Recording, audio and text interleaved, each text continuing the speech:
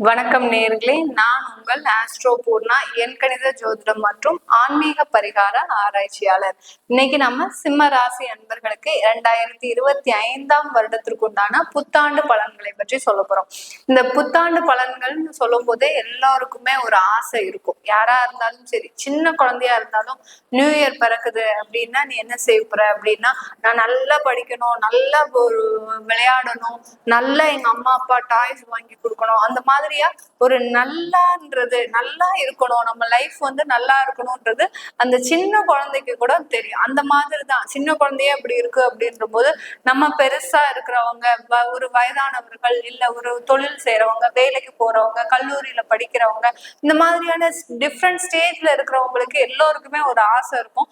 இந்த வருடமாவது நம்ம பட்ட கஷ்டங்கள் எல்லாமே விலகணும், நம்மளுடைய துன்பம் விலகணும், நம்ம பிரச்சனையை சமாளிக்கக்கூடிய திறமை வரணும். நல்ல ஒரு திறமைசாலிகளா இருந்தாங்கன்னா என்ன வேண்டுவாங்க இந்த நியூ இயர்ல அப்படின்ற போது, எனக்கு என்ன பிரச்சனை வந்தாலும் அதை சமாளிக்கக்கூடிய ஒரு திறமை என்கிட்ட இருக்கணும் அப்படின்றதுதான் நல்ல ஒரு புத்திசாலிகளா இருப்பாங்க.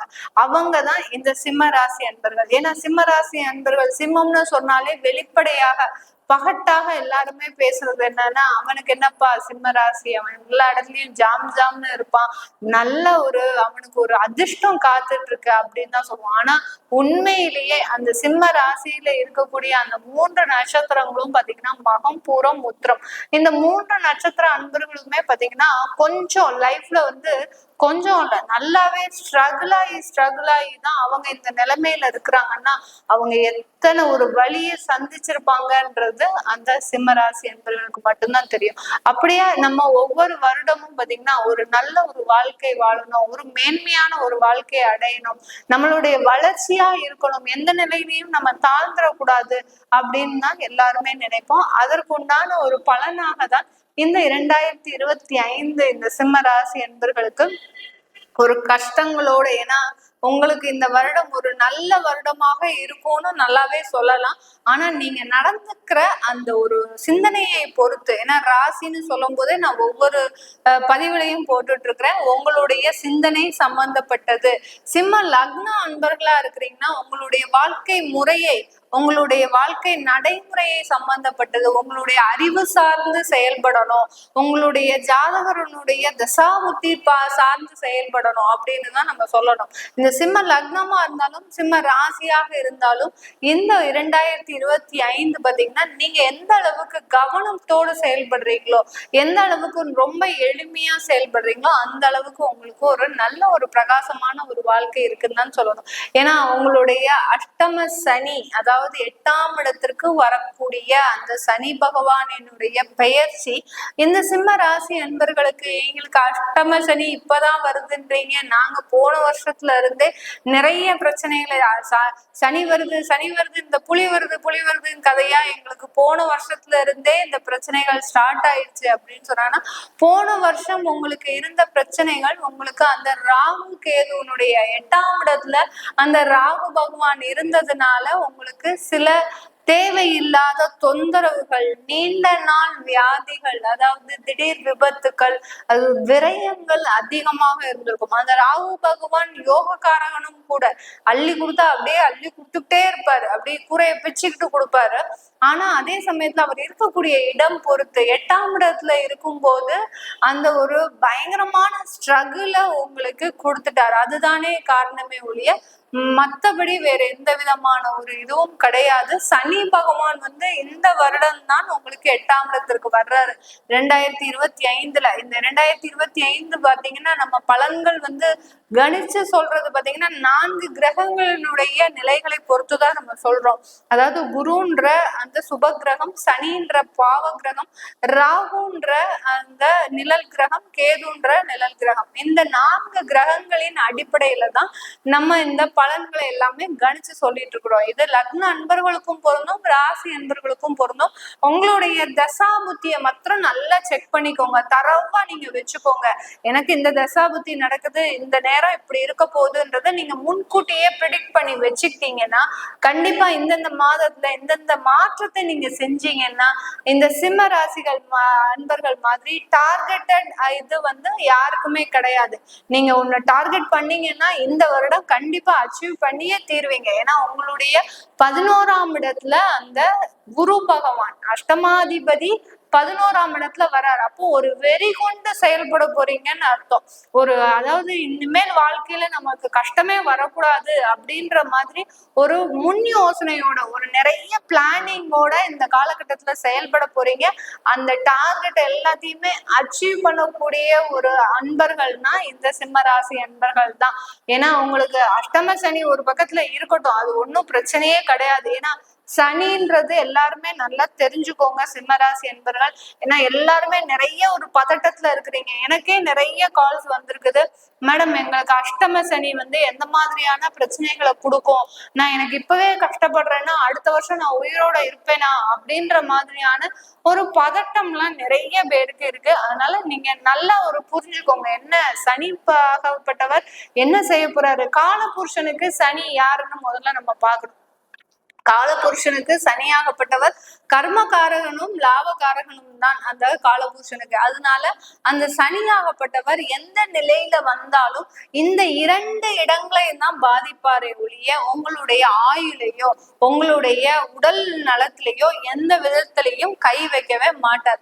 நமக்கு தசா புத்தி மாரக திசை இந்த மாதிரியான ஆயுள் குறைவுக்கு உண்டான ஒரு தசை உண்ணும் போது, அதாவது கெடுபலனை கொடுக்கக்கூடிய தசா புத்திகள் வரும்போது தான் அது வேலை செய்ய ஆரம்பிக்கும். சனி பகவான் மட்டும் உங்களுக்கு அந்த கெடுதலை கொடுக்கக்கூடிய காரக கிரகம் கிடையவே கிடையாது. இதை நல்லா எல்லாருமே புரிஞ்சுக்கணும், அண்டர்ஸ்டாண்ட் பண்ணிக்கோங்க. ஏன்னா சிம்மராசி என்பர்கள் ஒரு பயங்கரமான ஒரு பதட்டத்தோட இருக்கிறீங்க. ஏன்னா எனக்கு 2024 பாத்தீங்கன்னா எனக்கு கடன்காரங்க என்னுடைய இதை கழுத்தை நெரிக்காத விதமா என்னை அப்படி மிரட்டிட்டு போயிருக்கிறாங்க. நான் இன்னும் எப்படி 2025 கழிக்க போறேன், இதுல அஷ்டம சனி வேற வருது, நான் தற்கொலை தான் செஞ்சுக்கணும், அந்த மாதிரி எல்லாம் நிறைய பேர் பதட்டப்பட்டு பேசுறீங்க. அதுக்கெல்லாம் எந்த விதமான ஒரு வாய்ப்புமே கிடையாது. குருன்ற நல்ல கிரகம் உங்களுடைய 11ஆம் இடத்திற்கு வராரு. அதனால ஒன்னே போரும் உங்களுக்கு இந்த வருடம் முழுவதுமாக ஒரு நல்ல ஒரு பாக்கியத்தை கொடுக்கறதுக்கு உண்டான ஒரு நேரமாக இருக்க போகுது. அதே குரு பாத்தீங்கன்னா உங்களுக்கு எந்த கிரகம் அது எந்த ஸ்தானத்திற்குரியவர், இந்த சிம்ம ராசி என்பவர்களுக்கு பூர்வ புண்ணிய ஸ்தானத்திற்குரியவர். பூர்வ புண்ணிய ஸ்தானத்திற்குரியவரும் அஷ்டமாதிபதியும் கூட. அவர் 11ஆம் இடத்திற்கு வரும்போது நீங்க செய்த புண்ணியங்கள், நீங்க செய்த நன்மைகள், நீங்கள் செய்த தர்மங்கள், நீங்கள் செய்த தானங்கள் எல்லாமே இன்னைக்கு தலை நிமிர்ந்து உங்களை காக்க போகுது. 2025 இந்த தெய்வத்தினால உங்களுக்கு அனுகூலம் கிடைக்க போகுது. நீங்க வழிபட்ட தெய்வத்தினால உங்க முன்னின்று, எப்படி நம்ம ஒரு கதை படிச்சிருக்கோம், ஒரு தெய்வம் முன்னாடி போகுது, அம்மன் முன்னாடி போகுது, பின்னாடி அதாவது பின்னாடி தெய்வம் வருது, முன்னாடி அவருடைய பக்தர் போறாரு. நான் வர்றேன்னு நீ திரும்பி பார்க்காம போகிற வரைக்கும் தான் நான் உன் கூட இருப்பேன். நீ என்னைக்கு என்னைய சந்தேகப்பட்டு நீ வரியா அப்படின்னு திரும்பி பார்த்துட்டேன்னா நான் உன் கண்ணு முன்னாடி இருக்க மாட்டேன்னு அந்த தெய்வம் சொல்லிட்டு போச்சு. அந்த மாதிரிதான் நீங்க வழிபட்ட தெய்வம் உங்க பின்னாடி வந்துகிட்டு இருக்குது. இத நம்பிக்கையோட நீங்க சிம்மராசி அன்பர்கள் நீங்க இந்த 2025 வழி நடத்தினீங்கன்னா கண்டிப்பா அந்த தெய்வம் உங்களை வழி நடத்தி செல்ல போகுது. நீங்க அந்த நம்பிக்கை இழந்து செயல்படும் போதுதான் உங்களுக்கு துன்பங்களும் பிரச்சனைகளும் சோதனைகளும் அதிகமாக வரக்கூடிய ஒரு நேரமாக இருக்கும். அதே சமயத்துல ஒரு தொழில்ல வருமானம் வருது அப்படின்னா தயவு செய்து பிரபகண்டா படுத்தாதீங்க. சிம்மராசி அன்பர்களுக்கு நான் சொல்லக்கூடிய ஒரு சின்ன அட்வைஸ் என்னன்னா, என்னுடைய தொழில் சார்ந்து, அதாவது என்னுடைய ஜோதிட தொழில் சார்ந்து நான் சொல்லக்கூடிய இந்த சிம்மராசி அன்பர்களுக்கு சொல்லக்கூடிய ஒரே ஒரு சின்ன அட்வைஸ் பாத்தீங்கன்னா, நீங்க என்ன வருமானம் சம்பாதிக்கிறீங்க அத உங்களுக்குள்ளேயே அமைதியா வச்சுக்கோங்க. ஏன்னா மனைவி கிட்ட சொல்றது கூட இந்த காலத்துல ஒரு மிகப்பெரிய ஒரு தவறாக இருக்குது.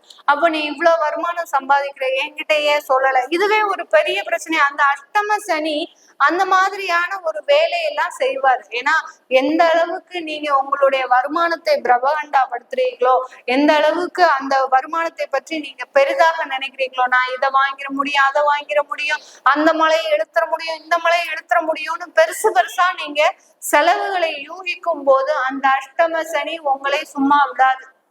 பின்னாடியே கயிறு போட்டு காலை இழுத்துரும். நீ விழுந்துட்டீங்க அப்படின்னா அதுல இருந்து எழும்புறதுக்கு உங்களுக்கு 1 வருடம் ஆகும். அதனால நீங்க இருக்கக்கூடிய இந்த 2025 சிம்மராசி என்பவர்கள் செய்யக்கூடிய ஒரே ஒரு வேலை என்னது, எளிமையா நீங்க இருக்கிற இடம் தெரியாம அமைதியா இருங்க. கண்டிப்பா உங்களுக்கு ஒரு நல்ல யோகமான ஒரு வருடங்களாக தான் இருக்க போகுது. வேலை வாய்ப்புக்காக தேடி இருக்கக்கூடிய மாணவ செல்வங்கள், இளைஞர்கள் இவங்கெல்லாம் பாத்தீங்கன்னா நல்ல ஒரு வேலை வாய்ப்பு உங்களுக்கு இந்த வருடத்துல இருக்குது. ஆப்பர்ச்சுனிட்டிஸ் இஸ் தேர், நிறைய இருக்கு. Opportunities knock the door once அப்படின்னு சொல்லுவோம். அதாவது ஹிந்து பேப்பர்ல ஒரு புதன்கிழமை வரக்கூடிய அந்த ஆப்பர்ச்சுனிட்டி நிறைய பேருடைய தலையெழுத்தை மாற்றி இருக்குது. அந்த மாதிரி தான் உங்களுக்கு ஆப்பர்ச்சுனிட்டிஸ் நிறைய வரப்போகுது இந்த சிம்மராசி என்பர்களுக்கு. அதை நீங்க பயன்படுத்தும் விதத்துல தான் உங்களுடைய லைஃப்ன்றது இந்த 2025ல இருக்கு. அதனால நிறைய வேலை வாய்ப்புகள், நிறைய ஒரு பண வளர்ச்சிகள் எல்லாமே இருக்கு. கண்டிப்பா இந்த சிம்மராசி என்பர்கள் இந்த காலகட்டத்துல ஒரு முழுமையான ஒரு வளர்ச்சி பெற போறீங்கன்னு தான் அர்த்தம். அதே சமயத்துல கொஞ்சம் ஒரு ஸ்ட்ரகிளோட இருக்கும். சில பிரச்சனைகளை தாண்டி, சோதனைகளை தாண்டி தான் அதை வெற்றி அடைய முடியும் இந்த சிம்மராசி என்பர்கள். திருமண வயசு இருக்கிறவங்களுக்கு கண்டிப்பா திருமண முயற்சிகள்ல வெற்றிகள் இருக்கும். குழந்தை பேருக்காக காத்துட்டு இருக்கிறவங்களுக்கு எந்த விதமான டவுட்டுமே வேண்டாங்க. நீங்க ட்ரீட்மெண்ட் எடுக்க வேண்டிய தேவையில்லை, நீங்க எந்த விதமான ஒரு செலவும் பண்ண வேண்டிய தேவையில்லை. கண்டிப்பா உங்களுக்கு குழந்தை பாக்கியம்ன்றது இந்த 2025ல ஒரு மிகப்பெரிய ஒரு நன்மையாக இருக்கக்கூடிய ஒரு நேரமாக தான் இருக்க போகுது. முழு தெய்வ பலத்தை பக்கத்துல வச்சுக்கோங்க. இந்த சிம்மராசி என்பர்கள் நல்ல ஒரு வளர்ச்சியை காண போறீங்க இந்த புத்தாண்டுல. உங்களுடைய தசாபதி பலன்கள் எல்லாம் தெரிஞ்சுக்கணும் விருப்பப்பட்டீங்கன்னா கீழே இருக்கிற நம்பருக்கு வாட்ஸ்அப்ல அப்பாயின்மெண்ட் வாங்கிக்கிட்டு நீங்க என்கிட்ட கன்சல்ட் பண்ணிக்கலாம். உங்களிடமிருந்து விடைபெறுவது உங்கள் ஆஸ்ட்ரோ பூர்ணா. நன்றி, வணக்கம்.